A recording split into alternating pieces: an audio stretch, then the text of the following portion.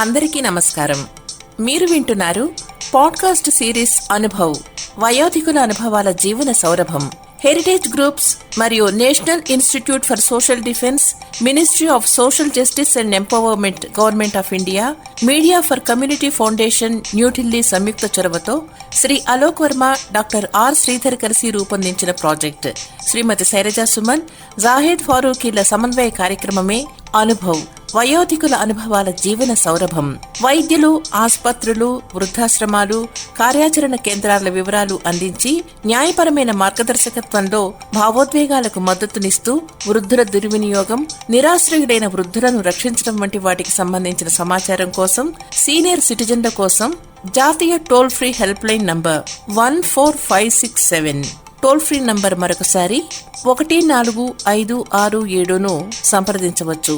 Heritage foundation Hyderabad సమర్పణలో అనుభవ్, వయోధికుల అనుభవాల జీవన సౌరభంలో మిమ్మల్ని ఇప్పుడు పలకరిస్తున్న వారు దూరదర్శన్, ఆకాశవాణిల పూర్వపు అడిషనల్ డైరెక్టర్ జనరల్ ఆర్ అనంత పద్మనాభరావు.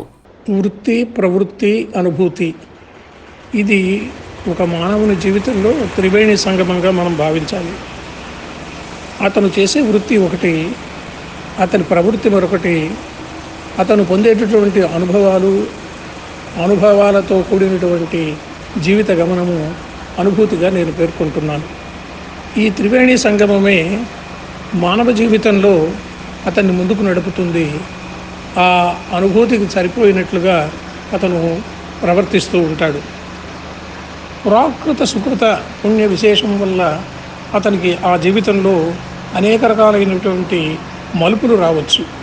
ఆ మలుపులను అతను అధిగమిస్తూ ఉంటాడు. అలాంటి వ్యక్తి జీవితాన్ని మనం పరిశీలించినప్పుడు పదోన్నతులు సాధారణంగా రావచ్చు, పదోన్నతులు రకరకాలైనటువంటి అవరోధాలతో కూడా రావచ్చు. ఆజాదీ కా అమృత మహోత్సవ్ జరుపుకుంటున్నాం మనం. 75 సంవత్సరాలు పూర్తయి. నిజానికి నా జీవితంలో కూడా ఆజాదీకి అమృత మహోత్సవం అన్నట్టు అనంతగా అమృత మహోత్సవం అని చెప్పాలి. 1947 జనవరిలో జన్మించిన నాకు మొన్ననే 75 సంవత్సరాలు పూర్తయ్యాయి. నిజమే, అవునా? 75 సంవత్సరాలు వెనక్కి తిరిగి చూసుకుంటే ఏమనిపిస్తుంది? నా వృత్తి వేరు, నా ప్రవృత్తి వేరు, నా అనుభూతి వేరు. వృత్తి కొంతకాలం అధ్యాపక వృత్తి, మరికొంతకాలం అధికార వృత్తి, సాహితీ ప్రవృత్తి. నాకు జరిగినటువంటి అనుభూతులు అదృష్టవంతుని ఆత్మకథగా నేను నా ఆత్మకథను మలుచుకున్నాను. నేను ఆత్మకథ వ్రాస్తూ ఏమి శీర్షిక పెట్టాలి అని అనుకుంటూ ఉండగా ఒకానొక రోజు వ్యాసంగా నా గురించి వ్రాస్తూ మిత్రుడు ఇంద్రగంటి శ్రీకాంత శర్మ అనంత పద్మనాభరావు విషయంలో అదృష్టవంతుని ఆత్మకథ అనేది నిజానికి సరి అయినటువంటి నిర్వచనం అని ఆయన సూచించాడు. అది నేను గమనించి, ఇది బాగుంది, నిజమే కాబోలు, నా జీవితంలో అనేక రకాలైనటువంటి అదృష్టాలు కలిసి వచ్చాయి కదా అనుకుంటూ నేను అదే పేరుతో ఆకాశవాణి పరిమళాలు అని చెప్పి బ్రాకెట్లో అదృష్టవంతుని ఆత్మకథ అని చెప్పాను. నిజమే, మరి ఒక వ్యక్తికి అధికారికని దూరభూమి లేదు అని చెప్పి మా నాన్నగారు చెబుతూ ఉండేవారు. ఎక్కడికి వెళ్ళాల్సి వచ్చినా కూడా నేనంతటా నేను బదిలీ మీద వెళుతూ ఉండేవాడిని. 2 సంవత్సరాలకు ఒకసారి నేనే కోరుకుని బదిలీ మీద వెళ్ళటం అనేది నా జీవితంలో ఒక విచిత్రమైనటువంటి సన్నివేశం. ఎక్కడైతే మనం పనిచేస్తూ ఉన్నామో అక్కడ మంచివాడు అన్న పేరు తెచ్చుకున్న తర్వాత 3వ సంవత్సరానికి అది క్రమంగా క్షీణిస్తూ ఉంటుంది. అది నిలబెట్టుకోవాలి అంటే మనం కొత్త ప్రదేశానికి వెళ్ళాలి. ఇలా జరుగుతూ వచ్చింది జీవితంలో. వ్యక్తిగతంగా నాకు అన్ని రకాలైనటువంటి అనుభూతులకు భగవంతుడు అవకాశం కల్పించాడు. మరొకటి, అధికార విధులు, బాధ్యతలు రెండూ కూడా నేను సమగ్రంగా, సంపూర్ణంగా, నిస్సందేహంగా, ధర్మంగా చేస్తూ వచ్చాను. అధ్యాపక వృత్తి 8 ఏళ్ల పాటు జరిగింది. నేను అప్పుడప్పుడు చమత్కారంగా చెబుతూ ఉంటాను, 7.5 అని. 7.5 సంవత్సరాల పాటు కందుకూరు ప్రభుత్వ కళాశాలలో తెలుగు అధ్యాపకుడిగా పనిచేశాను. ఆ కాలంలో అధ్యాపకులకు విద్యార్థులకు మధ్య ఒక సన్నిహిత సంబంధం అంటూ ఉండేది. ఎంతో గొప్ప ప్రతిష్ట పొందినటువంటి విద్యార్థులు తర్వాతి కాలంలో అధికారులు కావటం నాకు సంతోషదాయకం. కందుకూరు ప్రభుత్వ కళాశాలలో ఇంటర్మీడియట్ చదువుకున్నటువంటి ఐవైఆర్ కృష్ణారావు తరువాతి కాలంలో ఆంధ్రప్రదేశ్ రాష్ట్ర ప్రభుత్వ ప్రధాన కార్యదర్శి కావటం నాకెంతో ఆనందదాయకం. అదేవిధంగా హరికుమార్ అనేటువంటి మరొక విద్యార్థి ఐజీ పోలీస్ అయ్యారు. ఇవన్నీ నా గొప్పకు చెప్పుకోవటం కాదు, అక్కడ ఉన్నటువంటి అధ్యాపక శిష్య బృంద వృత్తాంతాన్ని చెప్పడానికి నేను చెబుతూ ఉన్నాను. కందుకూరులో ఉండగానే నేను ప్రభుత్వ కళాశాల అది, అక్కడ ఒక రచయితల సంఘాన్ని కూడా తయారు చేశాం. ఇది మొదటి దశ నా జీవితంలో అని చెప్పవచ్చు. మరి ఆ తర్వాత ఆకాశవాణిలో చేరినా కూడా నాకు అధ్యాపకత్వం వదిలిపెట్టలేదు.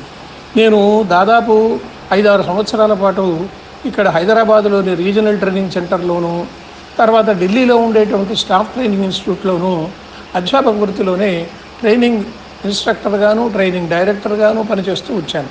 ఇప్పటికీ కూడా చాలా కేంద్రాల్లో ఉండేటువంటి డైరెక్టర్లు నన్ను గురుభావంతో చూస్తూ ఉంటారు. అదొక అనుభూతి. మరి రిటైర్ అయిన తర్వాత కూడా నాకు ఈ అధ్యాపక వృత్తి వదిలిపెట్టలేదు. ఒక ప్రైవేట్ సంస్థలో ప్రిన్సిపల్ డైరెక్టర్, ఫస్ట్ ఫౌండర్ ప్రిన్సిపల్గా నేను ఇంటర్తోనే ఐఏఎస్ కోచింగ్ ఇవ్వాలి అనేటువంటి ఒక సంప్రదాయాన్ని మొదలుపెట్టినటువంటి ఒక సంస్థలో నేను సంవత్సరం కాలం పాటు పనిచేశాను. ఆ తర్వాత మరొక సంస్థకు డీన్గా పనిచేశాను. ఇప్పటికీ కూడా గత 11 సంవత్సరాలుగా ఈ ఎథిక్స్ అనేటువంటి ఒక పేపర్ని సివిల్స్ అభ్యర్థులకు నేను చెబుతూ ఉన్నాను. ఇది నా జీవితంలో అధ్యాపక వృత్తికి నిదర్శనంగా నేను చెప్తాను. ఇక రెండో పార్శ్వం, ప్రసార మాధ్యమంలో ఆకాశవాణి, దూరదర్శన్లో 30 ఏళ్ళు పనిచేశాను. 1975లో ప్రారంభమైనటువంటి నా ప్రస్థానం 2005 ఫిబ్రవరి వరకు కూడా కొనసాగింది. కడప, విజయవాడ, హైదరాబాదు, ఢిల్లీ. ఇక తొలి దశలో చాలామంది దూరం అని చెప్పి ఢిల్లీకి వెళ్ళరు. నేను 40 ఏటనే నాకు ఢిల్లీ ట్రాన్స్ఫర్ అయినప్పుడు ఏ విధమైనటువంటి ఆలోచన లేకుండా పిల్లలందరూ కూడా మధ్య తరగతులలో ఉన్నప్పటికీ కూడా చదువుతూ ఉన్నా వారి విద్యకు భంగమవుతుందనేటువంటి ఏ విధమైనటువంటి సంకోచం లేకుండా నేను ఢిల్లీ వెళ్ళాను, కాన్పూర్ వెళ్ళాను, కొత్తగూడెం వెళ్ళాను. ఢిల్లీ నుంచి గల్లీకి అన్నట్టుగా మళ్ళీ అనంతపురం వచ్చాను.